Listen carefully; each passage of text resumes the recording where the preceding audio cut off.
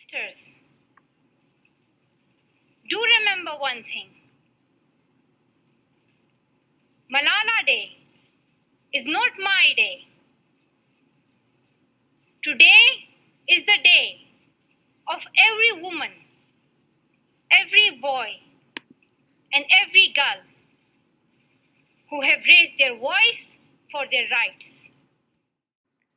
Despite Malala Yousafzai's young age, her actions and support for women's education make her the most current influential women's education advocate in the world.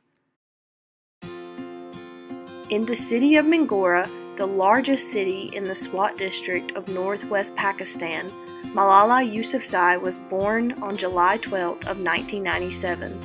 She is the daughter of Zayadin and Torpakai and also has two younger brothers. Malala developed her love of education and thirst for knowledge at a very young age. She received much inspiration from her father, who he himself was an education advocate as well and even ran a learning institution in the city.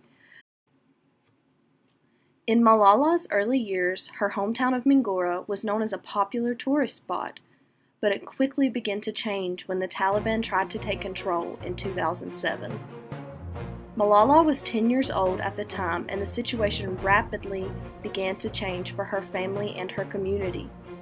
As the Taliban began to control Swat Valley, it became the dominant socio-political force throughout the majority of northwestern Pakistan. This resulted in girls being banned from attending school, as well as cultural activities such as dancing and watching television.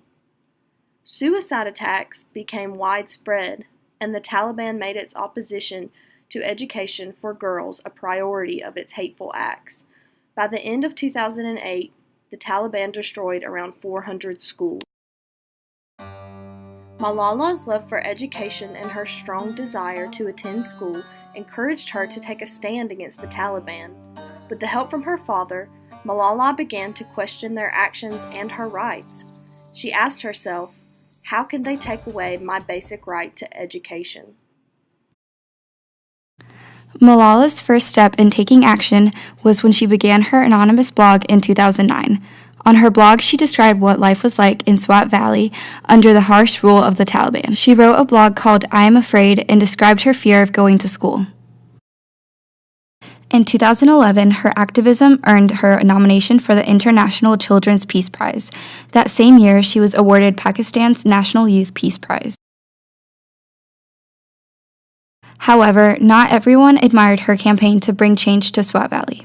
On the morning of October 9, 2012, Malala was riding the bus home from school when two Taliban members stopped the bus. One of them asked for her by name and then fired 3 shots at her. One of the bullets entered and exited her head and got lodged in her shoulder. Malala was seriously wounded. After she was attacked, she was airlifted to Pakistani military hospital and 4 days later to an intensive care unit in Birmingham, England. Malala was taken out of medically induced coma in the United Kingdom and required multiple surgeries to fix her wounds. By March of 2013, after much therapy and treatment, Malala began to attend school in Birmingham. Malala's miraculous recovery and her return to school caused a global outpouring of support for her and her cause. On her 16th birthday, July 12, 2013, she visited New York and spoke at the United Nations. She also published her first book and autobiography in 2013, titled I Am Malala, the girl who stood up for education and was shot by the Taliban. Malala received acknowledgement of her work on October 10, 2013, when the European Parliament awarded her prestigious Sirach Prize for Freedom of Thought.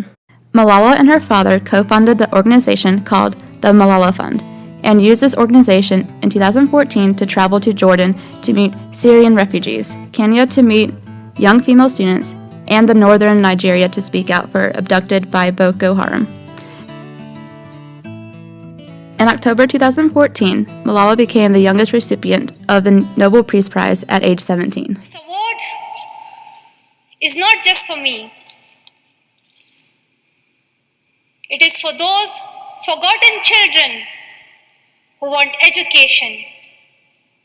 It is for those frightened children who want peace. It is for those voiceless children who want change. Today, the Malala Fund empowers girls to achieve their goals and encourages them to receive an education and become leaders in their own countries. It declares that, yes, all girls deserve the right to an education. It funds education projects in 6 countries and advocates globally for quality secondary education for all girls. Malala currently resides in Birmingham and is an active proponent of education as a fundamental right. Through the Malala Fund and using her own voice, Malala remains a strong advocate for the power of education and for the girls to become confident and strong leaders of change in their own communities. I campaign for every girl to get education. And when I say every girl, it means yes, all girls.